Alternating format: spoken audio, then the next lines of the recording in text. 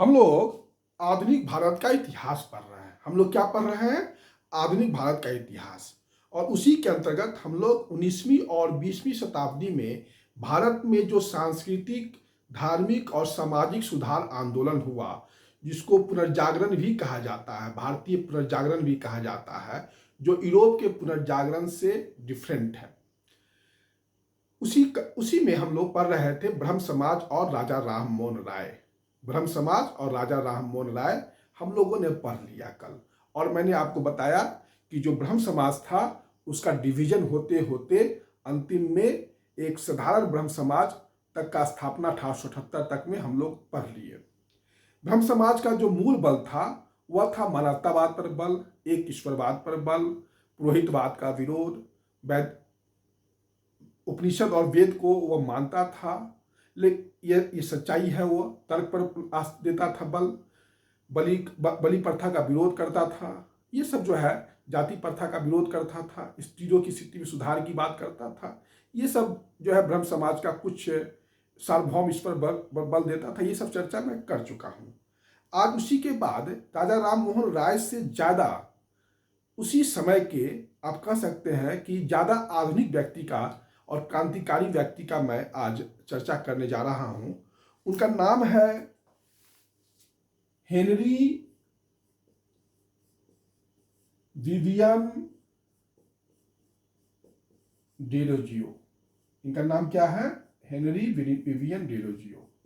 Henry Vivian Derozio का जन्म 1809 ईस्वी में हुआ था। कब हुआ था? 1809 ईस्वी में हुआ था। यह एक एंग्लो इंडियन थे। हेनरी विवियन डेरोजियो क्या थे? एक एंग्लो इंडियन थे और इनका जन्म 1809 ईस्वी में हुआ था। ये 1826 से लेके 1831 तक हिंदू कॉलेज में प्राचार्य थे। हिंदू कॉलेज में प्राचार्य थे, कलकत्ता के हिंदू कॉलेज में, और हिस्ट्री के प्रोफेसर थे। ये भी जान लीजिए कि ये इतिहास के प्रोफेसर थे। और 1831 ईस्वी में ही इनको नौकरी से निकाल दिया गया और दुर्भाग्य से 1831 ईस्वी में ही इनकी हैजा से मृत्यु हो गई। इनकी हैजा से मृत्यु हो गई। एक बात, हेनरी विवियन डेरोजियो का जो हैजा से मृत्यु हुआ, तो एक बात मुझे याद आ गया कि राजा राम मोहन राय की मृत्यु किस बीमारी से हुई। अगर पूछ लिया जाए, जो लंदन गए थे, इंग्लैंड गए थे, वो ब्रिस्टल में, तो उनका बीमारी का नाम था राजा राम मोहन राय का मेनिनजाइटिस। राजा राम मोहन राय मेनिनजाइटिस बीमारी से मरे थे और हेनरी विवियन डेरोजियो हैजा से मर गए थे। ठीक, राजा राम मोहन राय किस बीमारी से मरे थे? मेनिनजाइटिस से। और हेनरी विवियन डेरोजियो हैजा से मर गए थे। ये बहुत क्रांतिकारी थे और फ्रांसीसी क्रांति का इन पर बहुत प्रभाव था। फ्रांसीसी क्रांति का इन पर बहुत बड़ा प्रभाव पड़ा था। ये युवाओं में काफ़ी लोकप्रिय थे। युवाओं में काफ़ी लोकप्रिय थे और युवा इन्हें काफ़ी पसंद करते थे। अगर कहा जाए बंगाल में पहला व्यक्ति कोई था जो सामाजिक सुधार आंदोलन के लिए प्रयास किया, तो डेरोजियो का ही नाम आता है। उसमें डेरोजियो का ही नाम आता है। डेरोजियो को आधुनिक भारत का पहला राष्ट्रवादी कवि माना जाता है। आधुनिक भारत का पहला राष्ट्रवादी कवि किसको माना जाता है? डेरोजियो को ही माना जाता है।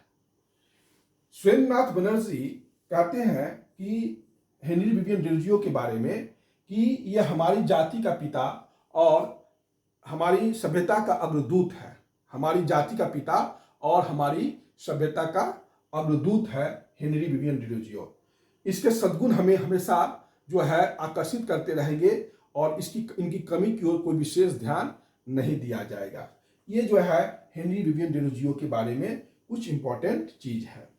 हेनरी विवियन डेरोजियो ने कुछ इंस्टीट्यूशन या संस्था का स्थापना किया। हेनरी विवियन डेरोजियो ने कुछ संस्थाओं का स्थापना किया, जिसमें आपका था बंगाल हित सभा। बंगाल हित सभा का स्थापना किया हेनरी विवियन डेरोजियो ने। इन्होंने एंग्लो इंडियन हिंदू एसोसिएशन का स्थापना किया। एंग्लो इंडियन हिंदू एसोसिएशन का स्थापना किया। बंगाल हित सभा का स्थापना किया। एंग्लो इंडियन हिंदू एसोसिएशन का स्थापना किया। एकेडमिक एसोसिएशन का स्थापना किया। एकेडमिक एसोसिएशन का स्थापना किया इन्होंने। डिबेटिंग क्लब का स्थापना किया, डिबेटिंग क्लब का स्थापना किया।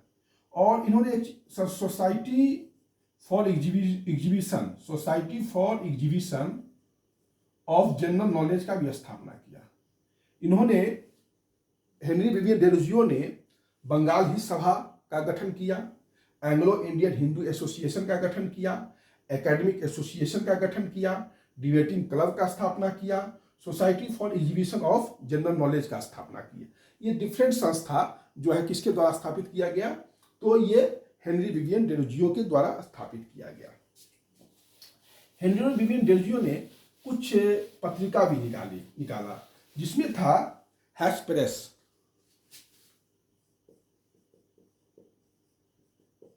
हेस्पेरस, इंडियन गजट, ये सब जो है इनका मुख्य पत्र था। हेस्पेरस, इंडियन गजट, ये सब जो है किनका था, ये निकाले थे हेनरी विवियन डेरोजियो ने। थोड़ा सा ध्यान रखेंगे इसको, ठीक। पूछता है हेस्पेरस किसका है, चाहे इंडियन, हेस्पेरस ही पूछता है प्राय, हेस्पेरस किसका है, तो हेनरी विवियन डेरोजियो का।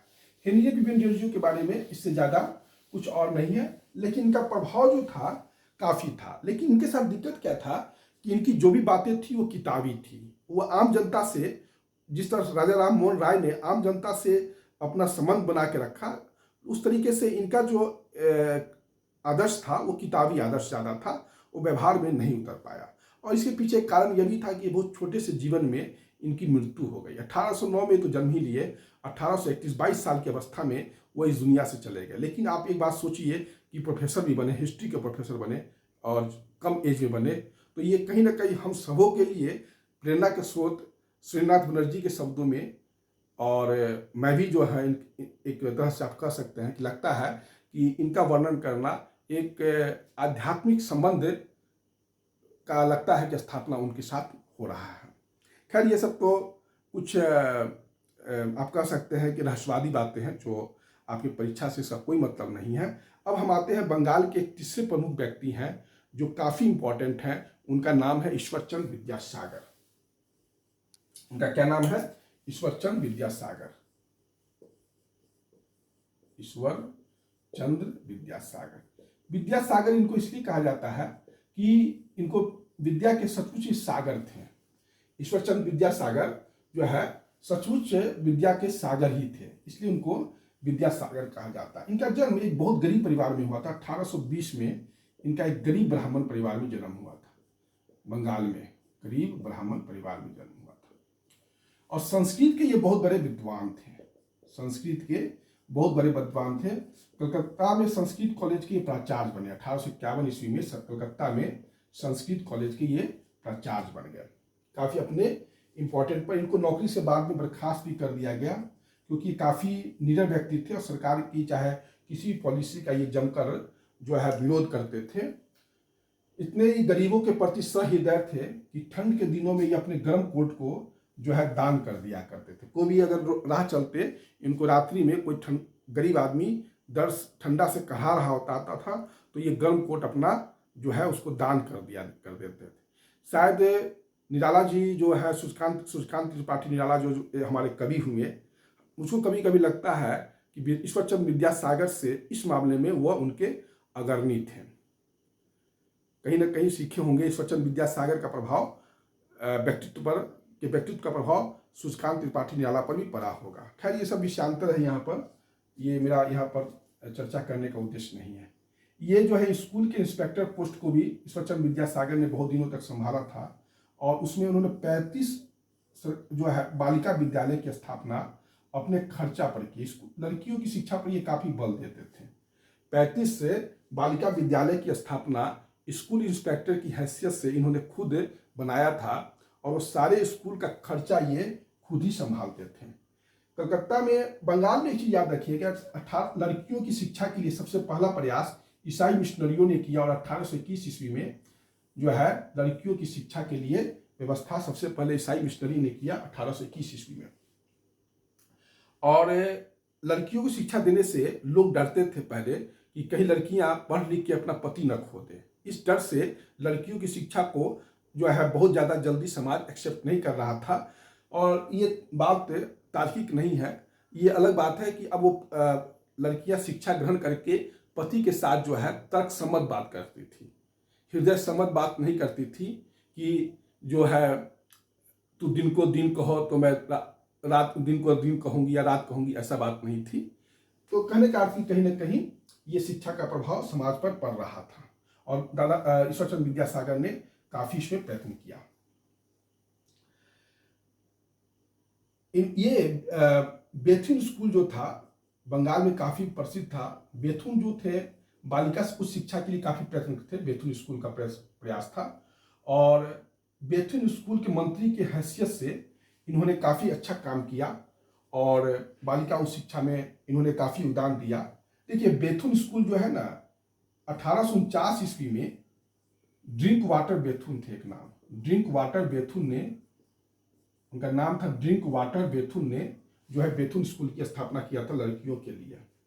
इन्होंने बंगाली वर्णमाला का भी निर्माण किया, बंगाली वर्णमाला का भी निर्माण किया और बाल विवाह का काफी विरोध करते थे ये।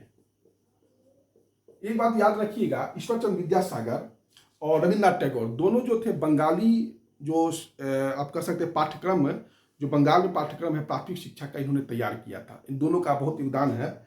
ईश्वरचंद्र विद्यासागर का बंगाली वर्णमाला भी लिखे थे ये, और रविन्द्रनाथ टैगोर का भी योगदान है। ये हो गया। और सबसे इंपॉर्टेंट चीज है विधवा विवाह।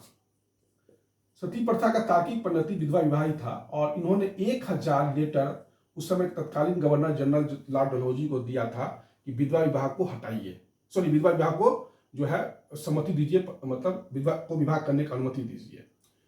और फिर जो है लॉर्ड कैनिंग ने 1856 ईस्वी में जो वायसराय थे उन्होंने विधवा को विवाह करने का अनुमति दे दिया और बंगाल में 7 दिसंबर 1856 को ईश्वरचंद्र विद्यासागर के देख रेख में पहला जो है विधवा विवाह 1856 में 7 दिसंबर 1856 को हुआ था।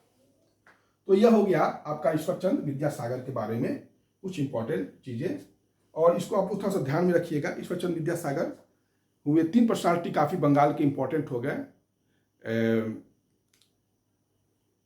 आपको राजा राम मोहन राय पहला personality, Derozio, Henry Vivian Derozio के अनुयायी को डेरोजियो या यंग बंगाल आंदोलन भी कहा जाता है, इसको यंग बंगाल आंदोलन भी कहा जाता है। परीक्षा में पूछ सकता है कि डेरोजियो के अनुयायी को क्या कहा जाता था, तो क्या आंदोलन को क्या कहा जाता था, तो यंग बंगाल आंदोलन कहा जाता था। ईश्वरचंद्र विद्यासागर ये 3 अच्छे पर्सनालिटी हुए प्रारंभिक समय में, मतलब 19वीं शताब्दी के पूर्वार्ध में ये 3 अच्छे पर्सनालिटी हुए।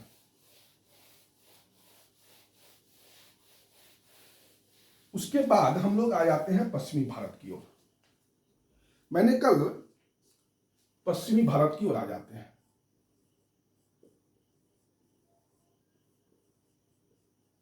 देखिए बंगाल में पश्चिमी शिक्षा पहले आया, क्योंकि बंगाल पर 1818 तक अंग्रेजों का पूर्ण पकड़ हो चुका था, स्थापित हो चुका था।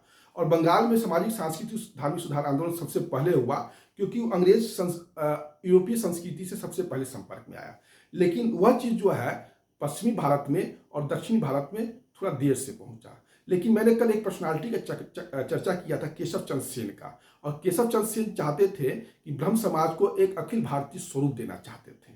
तो इन्होंने बहुत अच्छा काम किया, एक प्रार्थना समाज का स्थापना करा दी है पश्चिमी भारत में, बंबई में प्रार्थना समाज का स्थापना केशव चंद्र सेन के प्रयास से जो है डॉक्टर आत्माराम पांडुरंग ने किया, डॉक्टर आत्माराम पांडुरंग ने किया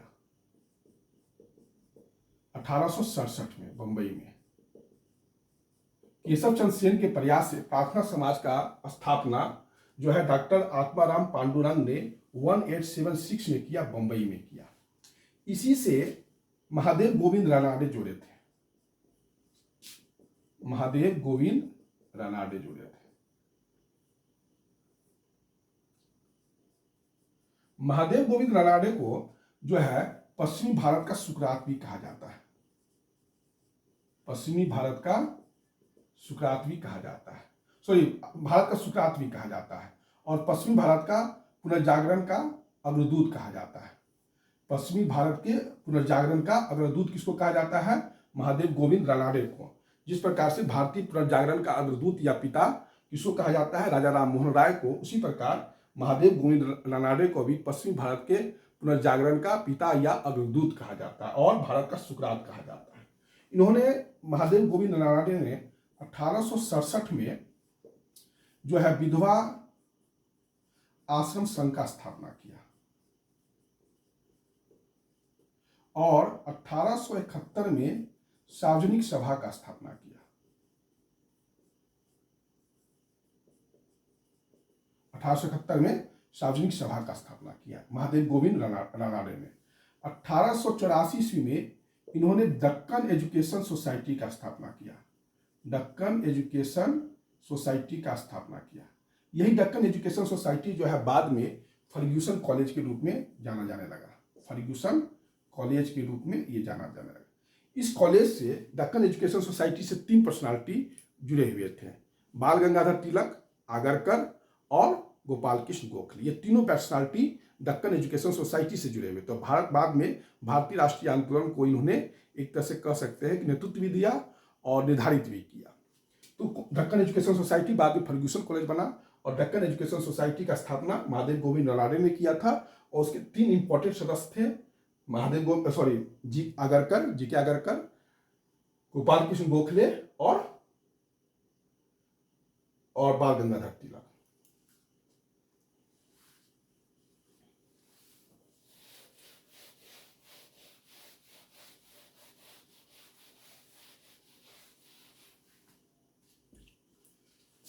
वन 1891 में गोपाल कृष्ण गोखले ने विडो रीमैरिज एसोसिएशन का स्थापना किया। Window remarriage association.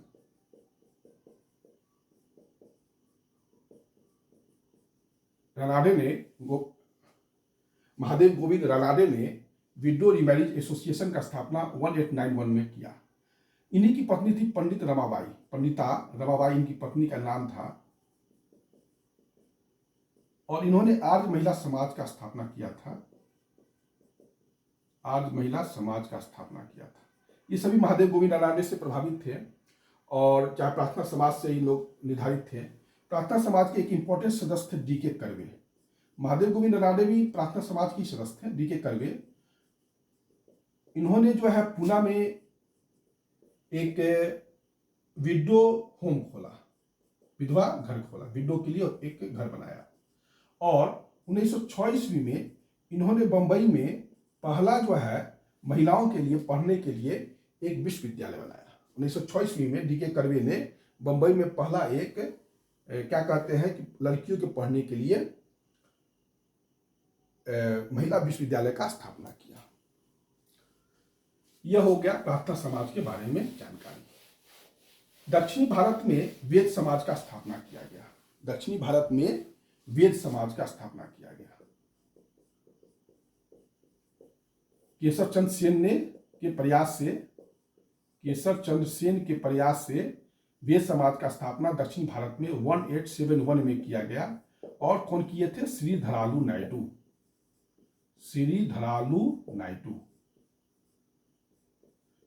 नायडू ने वेद समाज का स्थापना केशव चंद्र सेन के सहयोग से 1871 ईस्वी में दक्षिणी भारत में किया। वेद समाज को दक्षिणी भारत का ब्रह्म समाज भी कहा जाता है। वेद समाज को दक्षिणी भारत का क्या कहा जाता है? ब्रह्म समाज भी कहा जाता है। तो ये तो है थोड़ा सा इंपॉर्टेंट चीज है जो मैं आपको डिस्कस कर दिया। अब मैं थोड़ा सा कॉन्सेप्शन की कुछ चीजें बताना चाह रहा हूं जो बहुत जरूरी है।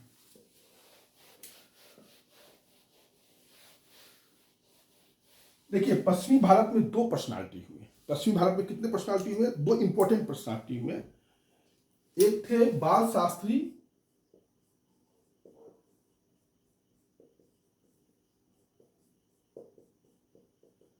जाम्बेकर और एक थे दादा भाई नौरोजी। ये 2 इंपॉर्टेंट पश्चिमी भारत में या बंबई के 2 इंपॉर्टेंट समाज सुधारक थे। पहले थे बाल शास्त्री जाम्बेकर और दूसरे थे दादा भाई नौरोजी। बाल शास्त्री जाम्बेकर बंबई के पहले समाज सुधारक थे और इन्होंने 1832 ईस्वी में जो है एक पत्रिका निकाला था, साप्ताहिक पत्रिका दर्पण। और उस दर्पण के माध्यम से, अपने साप्ताहिक पत्रिका दर्पण के माध्यम से इन्होंने ब्राह्मणों की श्रेष्ठता पर पहला प्रहार किया और कहा कि जब तक ज्ञान का प्रकाश और भी यूरोपीय ज्ञान का प्रकाश भारतीय लोग तक नहीं पहुंचेगा तब तक भारत में असमानता बनी रहेगी। ये बात कहना था बाल शास्त्री जाम्बेकर का। दादा भाई नौरोजी दूसरे पर्सनालिटी थे और इन्होंने पारसी जो समाज में व्याप्त असमानता थी उसको दूर करने का प्रयास किया। और आप कह सकते हैं कि दादा भाई नौरोजी ही पारसी का जो कानून होता है वो इन्हीं के प्रयास से जो है कोडिफाइड हुआ। दादा भाई नौरोजी का बहुत बड़ा योगदान था पारसी समाज में जो व्याप्त असमानता था उसको दूर करना, और पारसी कानून को इन्होंने बनाया था। पारसी में जो कानून सब है वो दादा भाई नौरोजी का ही दिया हुआ है। तो ये थोड़ा सा दो चीज इंपॉर्टेंट रखिएगा।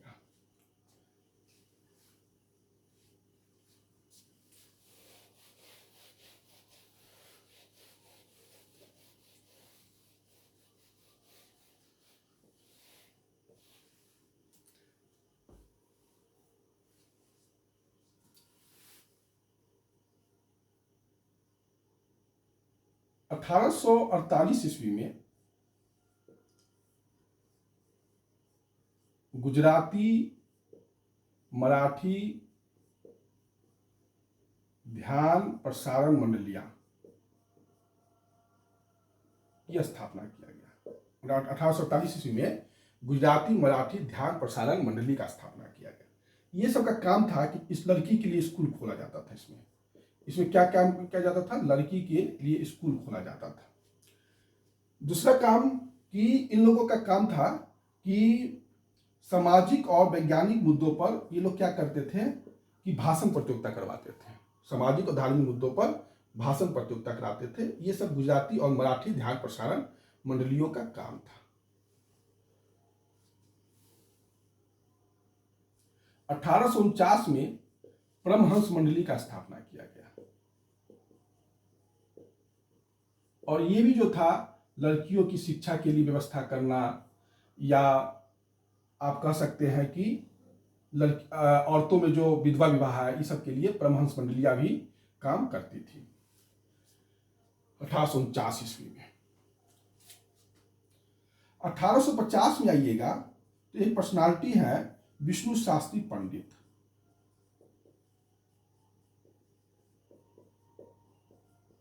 ये विष्णु शास्त्री पंडित जो है विधवा विवाह समाज का स्थापना करते हैं। विधवा विवाह समाज का स्थापना करते हैं, और नेचुरल बात है कि संस्था का काम क्या होगा? विधवा विवाह को प्रोत्साहित करना। इसी समय 1851 में ज्योतिबा फुले और उनकी पत्नी जो माली जाति की थी, माली एक जो फूल का माला बनाता है, उन्होंने जो है पूना में एक पहला जो है लड़कियों के पढ़ने के लिए बालिका विद्यालय की स्थापना की। और इसके लिए जो वित्तीय सहायता है वो जगन्नाथ सेठ देते थे। ज्योतिबा फुले को पैसा कौन देते थे? जगन्नाथ सेठ और भाऊ दाजी। पूना में बालिका विद्यालय ज्योतिबा फुले और उनकी पत्नी ने मिलकर खोला लड़कियों के पढ़ने के लिए, और 1851 में खोला, और इसको पैसा जो है वित्तीय सहायता जगन्नाथ सेठ और भाऊ दाजी देते थे। 1852 ईस्वी में एक पर्सनालिटी हुए और उन्होंने एक किताब निकाला था सत्य प्रकाश। ये गुजराती परिभाषा में था। सत्य प्रकाश किस भाषा में है? गुजराती भाषा में है, और इसके संपादक है करसोन दास मल जी।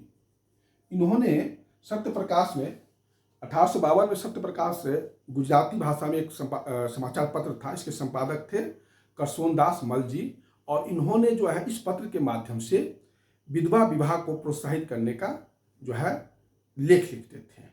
तो कुल मिला के यही आपका पश्चिमी भारत में पुनर्जागरण का क्या प्रभाव पड़ा हुआ। पश्चिमी भारत में बंगाल की अपेक्षा धीमे आप कह सकते हैं कि थोड़ा देर से सांस्कृतिक पुनर्जागरण शुरू हुआ, लेकिन ऐसी बात नहीं है कि वहाँ यह लहर तेज नहीं पकड़ी। यह थोड़ा है बाद में जाके दलित आंदोलन का भी रूप ले लेगा। समाज सुधार होते होते ये दलित आंदोलन का रूप ले लेगा। वो सब चर्चा मैं बाद में करूँगा, नेक्स्ट वीडियो में करूँगा। लेकिन अभी जो है ये आपका यहाँ तक का वीडियो कंप्लीट हो गया और मेरे ख्याल से जो भी प्रश्न आएंगे, क्वेश्चंस आएंगे, वह इसी के परिधि में आएंगे, इसके बाहर नहीं आएंगे। आप लोग प्रारंभिक परीक्षा के लिए कोई भी टेस्ट नहीं पढ़े, मेरे वीडियो को भी आप अगर पढ़ते हैं तो आपका कोई भी क्वेश्चन नहीं छूटेगा, ना फैक्चुअल न कंसेप्चुअल। और इतना मैं आपसे दावा करता हूं कि मुख्य परीक्षा में भी जो है समाज अध्ययन में आपको उपयोगी होगा और वैकल्पिक विषय जो इनका इतिहास है उसमें भी फायदा होगा, इतिहास निबंध पेपर में फायदा होगा, एस्से पेपर में फायदा होगा और इंटरव्यू में फायदा होगा। इतिहास से इस बार निबंध में प्रश्न भी आए थे यूपीएससी में, संघ लोक सेवा आयोग में, कि जो है एक इतिहास जो है एक सिलसिला है रूमानी मानव पर वैज्ञानिक मानव की विजय का, तो ये लिखना था निबंध। अगर आपको इतिहास का समझ होगा तो आप बहुत ही अच्छे से इस टॉपिक को टैकल कर लीजिएगा। अब जो है यूपीएससी जो है क्वेश्चंस चाहे निबंध हो चाहे वैकल्पिक विषय हो, वह फैक्चुअल नहीं है ज़्यादा, वह एक समझ का डिमांड करता है। आपको विषय वस्तु का समझ है कि नहीं। फैक्ट्स तो होना ही चाहिए, लेकिन समझ अगर होगा तो आप अच्छे लिख सकते हैं। ठीक है, ये वीडियो इतना ही, फिर हम नेक्स्ट वीडियो में नए टॉपिक के साथ मिलेंगे। धन्यवाद।